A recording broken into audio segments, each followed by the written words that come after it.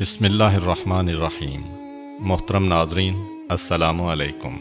جب حضرت نوح علیہ السلام گمراہ مشرکین کی ہدایت سے مایوس ہو گئے تو انہوں نے اللہ کے حکم سے کشتی بنانا شروع کی۔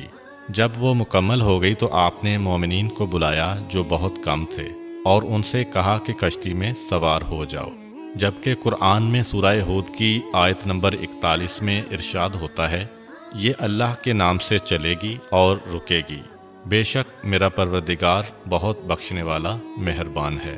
اللہ تعالیٰ کی طرف سے آپ کو حکم ہوا، ہم نے کہا کہ اس میں ہر چیز کا جوڑا سوار کرو اور اپنے خاندان کو سوار کرو سوائے اس کے جس کے متعلق ہمارا قول پہلے گزر چکا ہے۔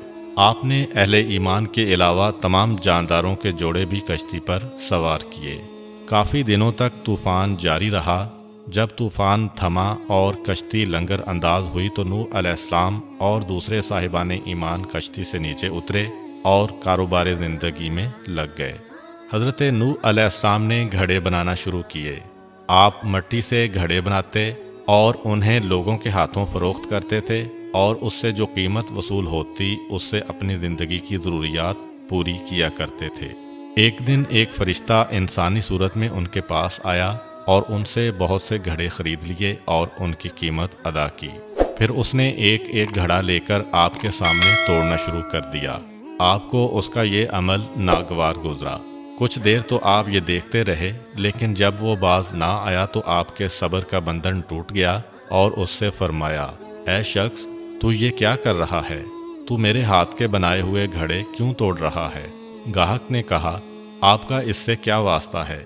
یہ گھڑے میں آپ سے خرید چکا ہوں اور اس کی قیمت ادا کر چکا ہوں۔ اب یہ میری ملکیت ہیں، میں انہیں توڑوں تو آپ کو کیا اعتراض ہے؟ حضرت نوح علیہ السلام نے کہا، یہ درست ہے تو نے یہ گھڑے خریدے ہیں، لیکن یہ بھی حقیقت ہے کہ میں نے ان کے بنانے میں بڑی مشقت کی ہے۔ اگرچہ انہیں بیچ چکا ہوں، پھر بھی میں اپنے ہاتھ کی بنی ہوئی چیز کو یوں تلف ہوتا ہوا نہیں دیکھ سکتا۔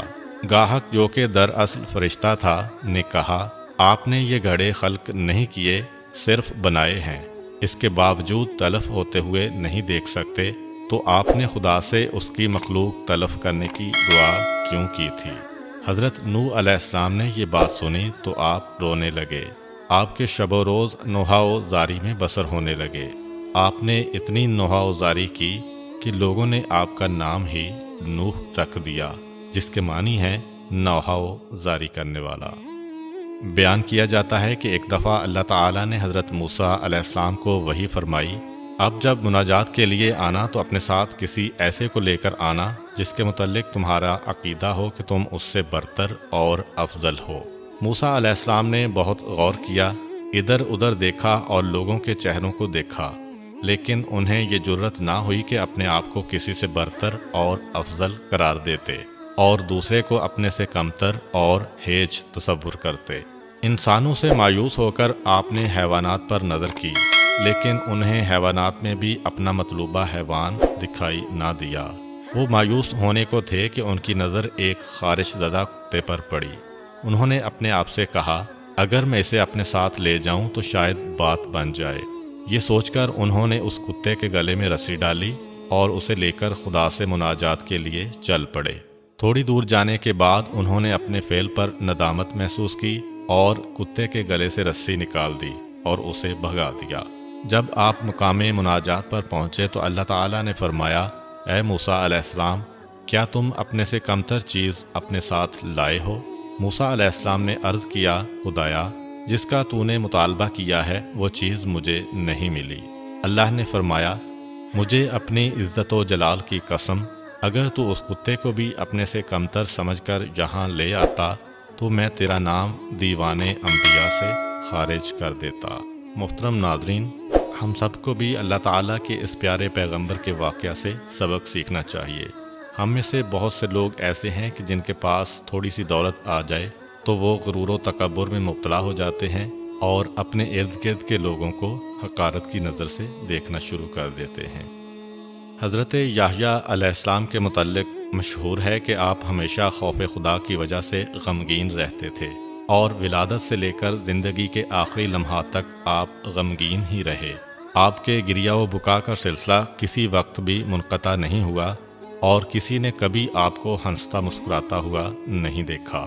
ایک مرتبہ حضرت زکریا علیہ السلام نے بارگاہ احدیت میں عرض کیا، خدایا میں نے تجھ سے اس لیے بیٹا طلب کیا تھا کہ میری آنکھوں کی ٹھنڈک بنے اور میرے لیے خوشی اور مسرت کا ذریعہ ثابت ہو، لیکن تو نے مجھے جو بیٹا عطا کیا ہے وہ تو ہمیشہ غمگین رہتا ہے اور ہر وقت روتا رہتا ہے۔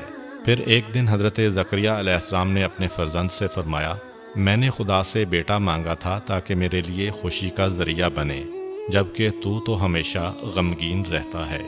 حضرت یحییٰ علیہ السلام نے عرض کیا، ابا جان میں نے آپ کی زبانی یہ بات سنی تھی کہ جنت و دوزخ کے درمیان ایک گھاٹی ہے جسے صرف وہی عبور کرے گا جو خوف خدا سے رویا ہوگا۔ بہرحال حضرت یحییٰ علیہ السلام پوری زندگی مغموم رہے اور خوف خدا میں روتے رہے۔ آپ اتنا روئے کہ رخساروں پر گڑے پڑ گئے اور آنسوؤں کی وجہ سے زخم پیدا ہو گئے جن پر مرہم پٹی کی ضرورت پڑتی۔ ایک مرتبہ کا واقعہ ہے کہ حضرت عیسیٰ علیہ السلام کی اپنے خالہ زاد بھائی یحییٰ علیہ السلام سے راستہ میں ملاقات ہو گئی۔ حضرت عیسیٰ علیہ السلام انہیں دیکھ کر مسکرانے لگے۔ حضرت یحییٰ علیہ السلام نے انہیں مخاطب کر کے فرمایا، کیا وجہ ہے کہ میں آپ کو خوش و خرم دیکھ رہا ہوں؟ شاید آپ نے سمجھ لیا ہے کہ آپ کو ابدی امن و اطمینان مل گیا ہے۔ حضرت عیسیٰ علیہ السلام نے فرمایا، کیا وجہ ہے کہ میں تمہیں غمگین اور ترشرو دیکھ رہا ہوں؟ کیا تم اللہ کی رحمت سے مایوس ہو چکے ہو؟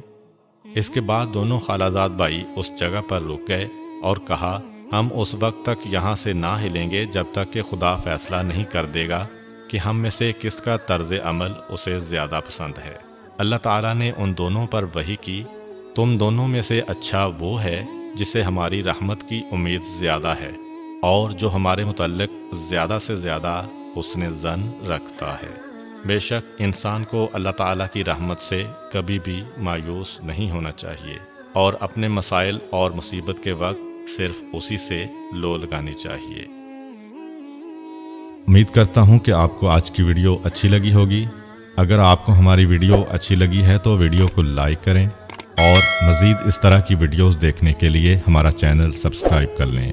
ملتے ہیں نیکسٹ ویڈیو میں، اجازت دیجیے، اللہ حافظ۔